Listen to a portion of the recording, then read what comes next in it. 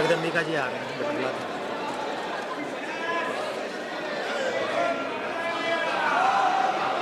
श्री निशिकांत दुबे,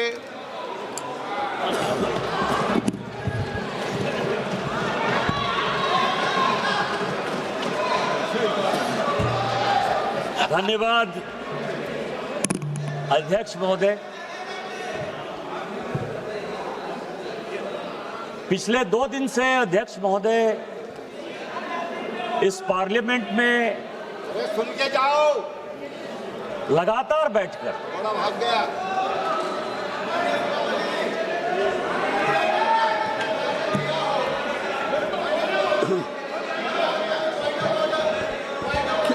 किस नियम में?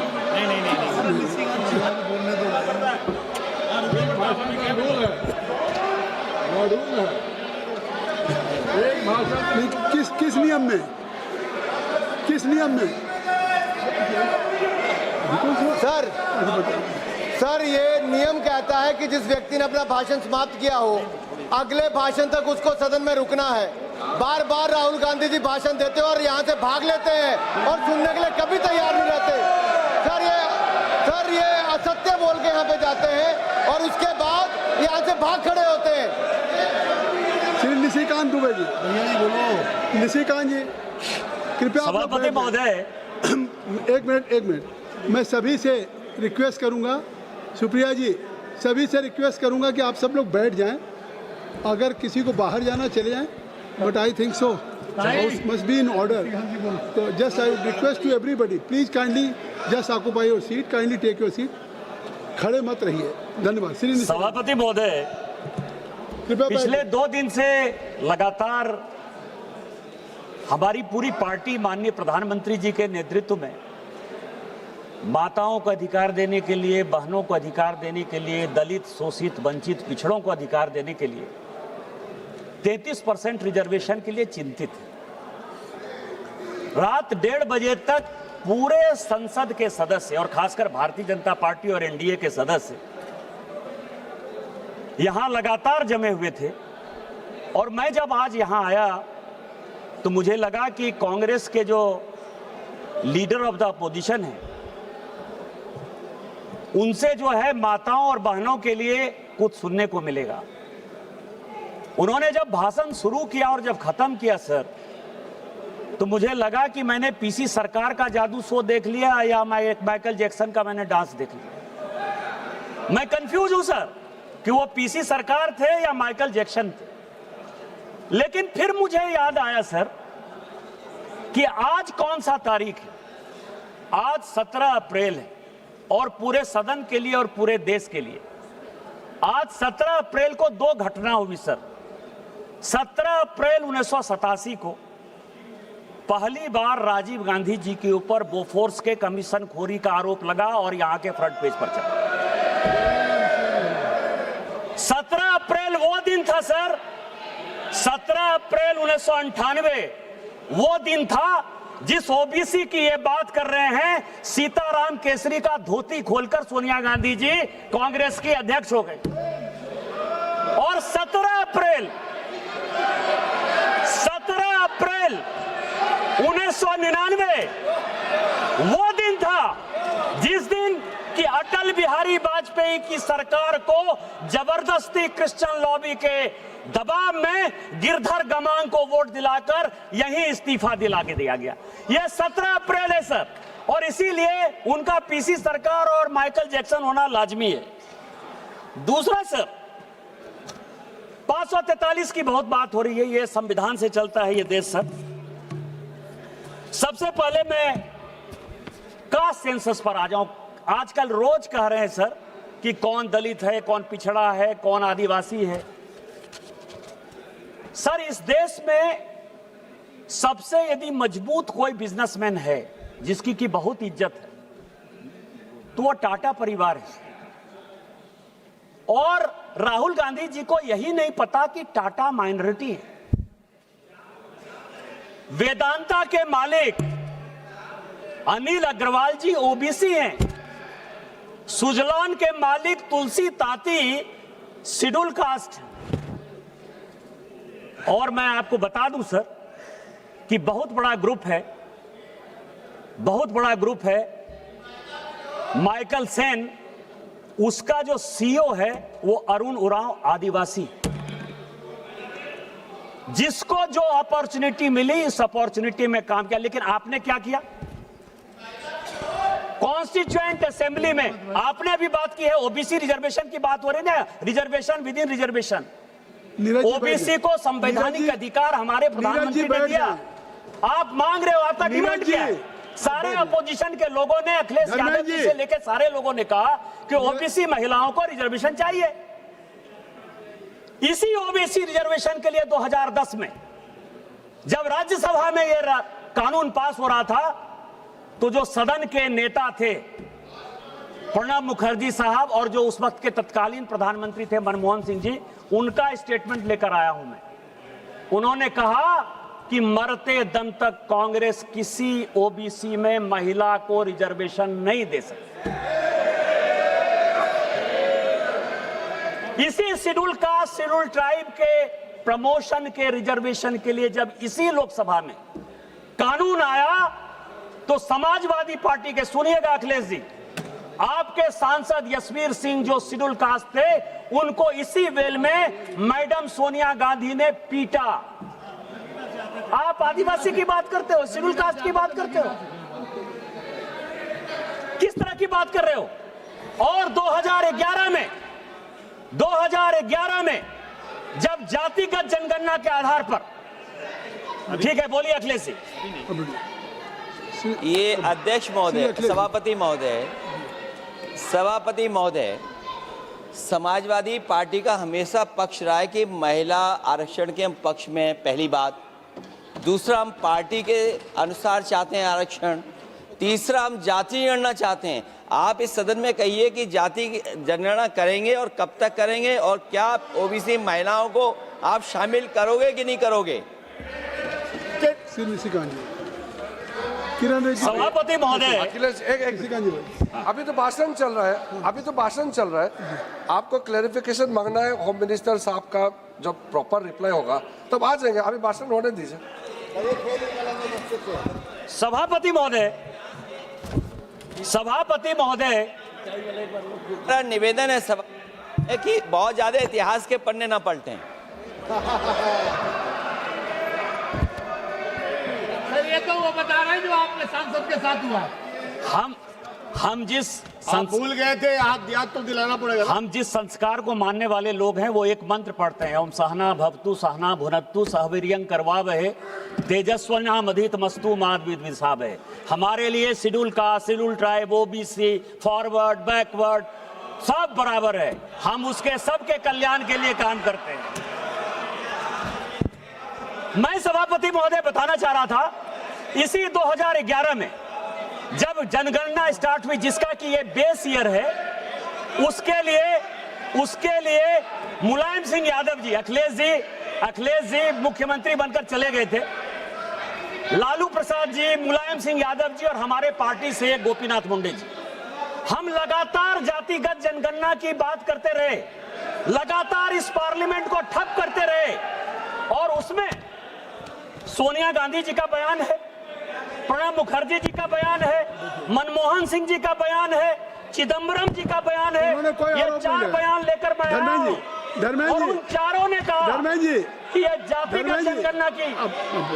अच्छा, एक मिनट अखिलेश जी क्या कह रहे हैं? सुनिए, ये जो निशिकांत जी, सभापति अखिलेश जी, सभापति महोदय जो श्लोक पढ़ रहे हैं, नहीं, बात सुनिए, लोग बैठ जाए और लोग बिठा दिए, सबको बिठाइए, तब मैं आपको अलाउ करूंगा ना।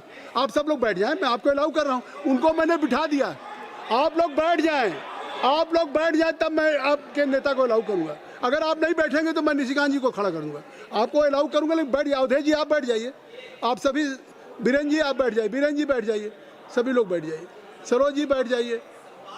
मैं आपको समय दे रहा हूँ, नहीं मैं आपको समय दे रहा हूँ। एक मिनट, हाउस को इन ऑर्डर कर लीजिए।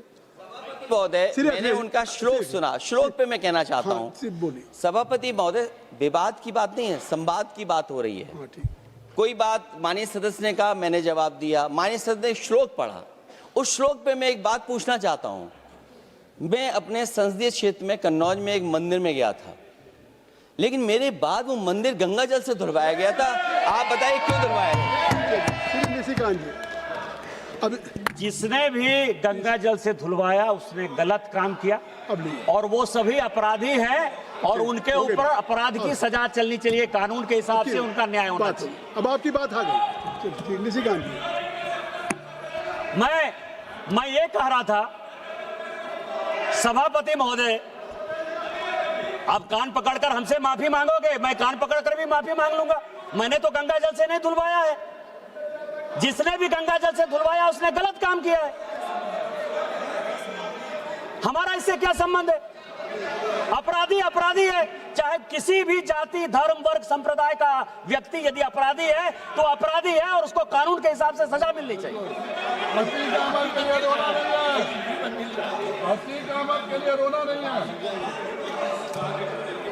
Nothing will go on record except only sir, Nishikant Dubey. मैं सभापति महोदय, देखिए मेरा समय ये लोग बहुत खा रहे सर।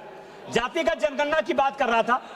सोनिया गांधी जी ने कहा कि जातिगत जनगणना संविधान के दायरे में नहीं है, हम इसका विरोध करते हैं। चिदंबरम साहब ने कहा, मैं 2011 की बात कर रहा हूं, चिदंबरम साहब ने कहा कि जातिगत जनगणना जो है इस देश को डिवाइड करेगी।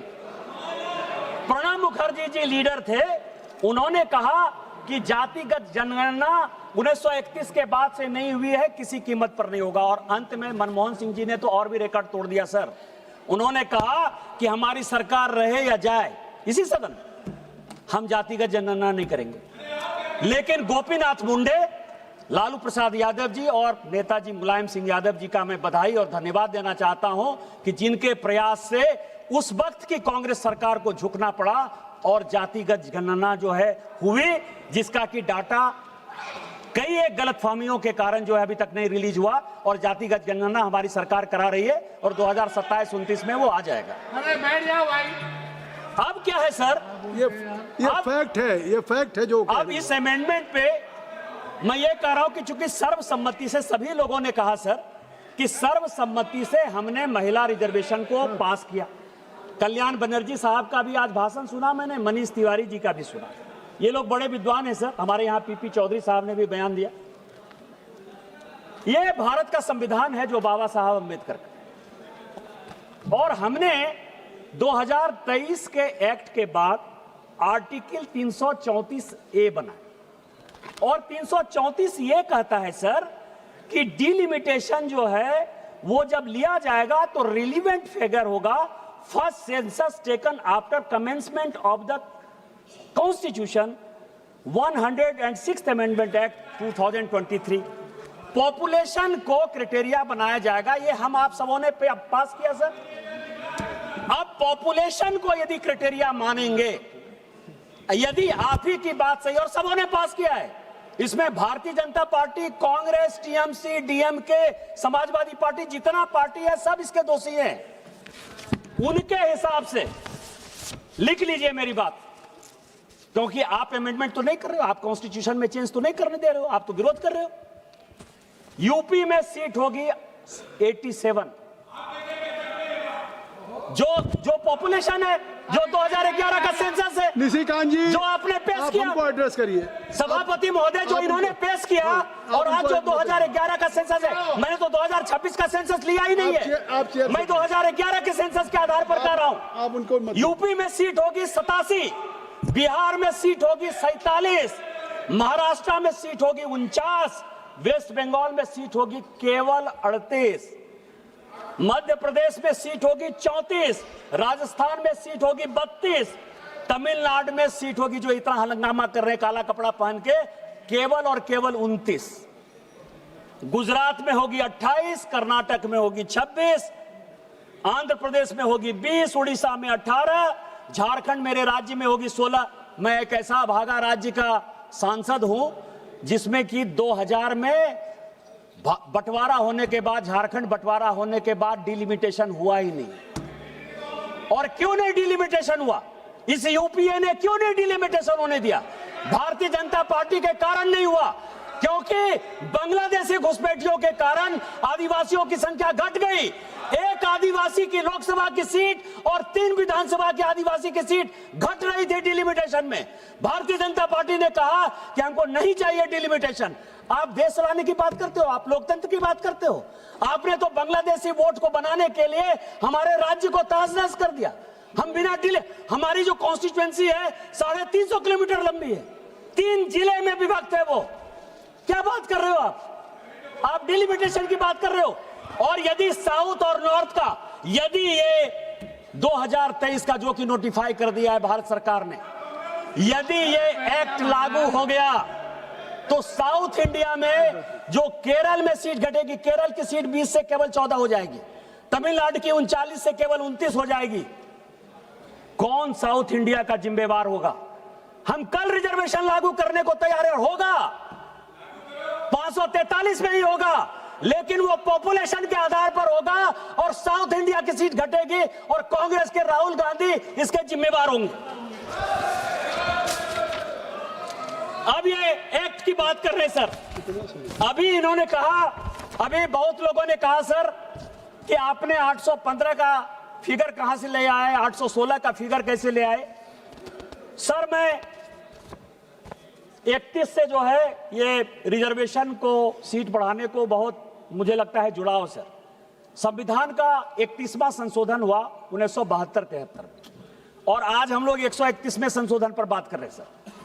ये 1973 का, जिसको कि अभी बड़ी लंबी चौड़ी भाषण देके गए कि इंदिरा जी ने जो है देश के लिए बहुत बड़ा काम कर दिया और उन्होंने फ्रीज कर दिया। 525 से 550 हो रहा था सीट सर। डिलिमिटेशन आयोग 1971 में बन गया। डिलिमिटेशन आयोग ने कहा, और उसके पहले की एक और कहानी है सर कि 1952 में जब डिलिमिटेशन आयोग बना तो डिलिमिटेशन आयोग ने कहा कि इस तरह से हम किसी भी एरिया का परिसीमन नहीं कर सकते। आपको पता है कि डिलिमिटेशन आयोग के रिकमेंडेशन के आधार पर कांग्रेस ने सारे फेडरल स्ट्रक्चर को तार पर तार रख दिया, पूरा संविधान संशोधन कर दिया और 1956 का state reorganisation act delimitation act के आधार पर बना। बंगाल की कुछ जगह बिहार में आ गई और बिहार की कुछ जगह बंगाल में चली गई, आंध्रा की कुछ जगह केरल में चली गई, केरल की कुछ जगह आंध्रा में चली आई, तमिलनाडु की कुछ जगह जो है बेंगलोर में चली आई, कर्नाटक में चली आई और कर्नाटक की कुछ जगह वहां चली गई और आज भी महाराष्ट्र जो है बेलगांव की लड़ाई लड़ रहा है। यह डिलिमिटेशन आयोग के कारण हुआ और उन्होंने तय कर दिया कि टोटल जो हमारे एमपी होंगे 489 होंगे। डिलिमिटेशन आयोग का यदि रिपोर्ट प्रेमचंद्रन जी आप पढ़ लीजिएगा तो उन्होंने कहा कि 526 लोग होने चाहिए, लेकिन इंदिरा जी ने, नेहरू जी ने यह तय कर दिया कि न 489 होगा। उन्हीं की बेटी इंदिरा जी ने यह 1973 का 31वां संविधान संशोधन विधेयक लेकर आया। डिलिमिटेशन आयोग 1971 में बन गया। डिलिमिटेशन आयोग ने कहा कि टोटल सीटें जो है 603 होनी चाहिए। उन्होंने कहा तुम कौन तय करने वाले थे? अभी बड़ा एकदम ट्रांसपेरेंसी की बात कर रहे थे कि आप तो अपना जज बना लेंगे, आप अपना एमपी बना लेंगे। मुझे लगता है कि 1952 से लेके ये जो है पूरा लीडर ऑफ द अपोजिशन से पूछकर जो है अपना आयोग बनाते रहे। उन्होंने कहा संविधान संशोधन करके कि नहीं, 525 से 550 ही सीट होगा और उन्होंने तय कर दिया कि उत्तर प्रदेश में कितनी सीट होगी, मध्य प्रदेश में कितनी सीट होगी, गुजरात में कितनी सीट होगी, महाराष्ट्र में कितनी सीट होगी। सर ये तय कर दिया। आज आप उनको भाषण देने की बात कर रहे हो। दूसरी बात सर, ये जो झूठ की दुकान है, दोनों बहन भाई को मैंने बहुत पढ़ा। मैं आपको बताऊं कि ये 44वां संशोधन लेकर मैं आया हूं 1976 में, जब पूरे सारे नेताओं को जेल में भेज दिया कांग्रेस ने, तो 76वां संशोधन 1976 में 44वां संशोधन हुआ। संशोधन क्या हुआ? लोकसभा 6 साल के लिए और प्रेम्बल में, संविधान बस 2 मिनट में खत्म कर रहा हूं, और प्रेम्बल में सेकुलर शब्द और सोशलिस्ट शब्द जोड़ दिया उन्होंने। उसका भाषण देते हुए श्रीमती गांधी ने कहा कि माइनॉरिटी के लिए हम 1920-21 से लड़ रहे हैं और जिस मोतीलाल नेहरू कमेटी की रिपोर्ट उन्होंने कही 1929 की, 1930 की जो रिपोर्ट है, उसको इसमें जो है खूब उन्होंने कोट किया सर। उन्होंने कहा कि मोतीलाल नेहरू ने मुसलमानों को प्रोटेक्शन देने के लिए fundamental duties and fundamental rights जो है कांग्रेस वर्किंग कमेटी में 1929 में, 1930 में, 1931 में, 1932 में पास किया।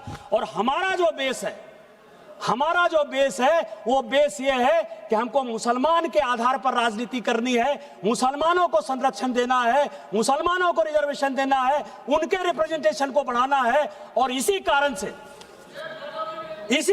से डिलिमिटेशन आयोग के, केवल 1 मिनट सर, जब डिलिमिटेशन आयोग का रिपोर्ट आया 1976 में, उसको भी काट पीट करके इसी पार्लियामेंट में 8 सीटें मुसलमानों के लिए जबरदस्ती इसी कांग्रेस सरकार ने बढ़ाई। इसीलिए मेरा आपके माध्यम से इस सारे अपोजिशन से आग्रह है कि साउथ इंडिया के साथ अन्याय नहीं करिए, महिलाओं के साथ अन्याय नहीं करिए। इस देश में इस पार्लियामेंट की जो भूमिका है उसके वर्चस्व को कायम रहने दीजिए, पार्लियामेंट में लोगों का विश्वास रहने दीजिए। और माननीय मोदी जी जो 33% रिजर्वेशन महिलाओं को देना चाहते हैं 2029 में लागू करने के लिए इस बिल का समर्थन करिए। आपने मुझे समय दिया। इन्हीं शब्दों के साथ जय हिंद, जय भारत। श्री राजकुमार छब्बे।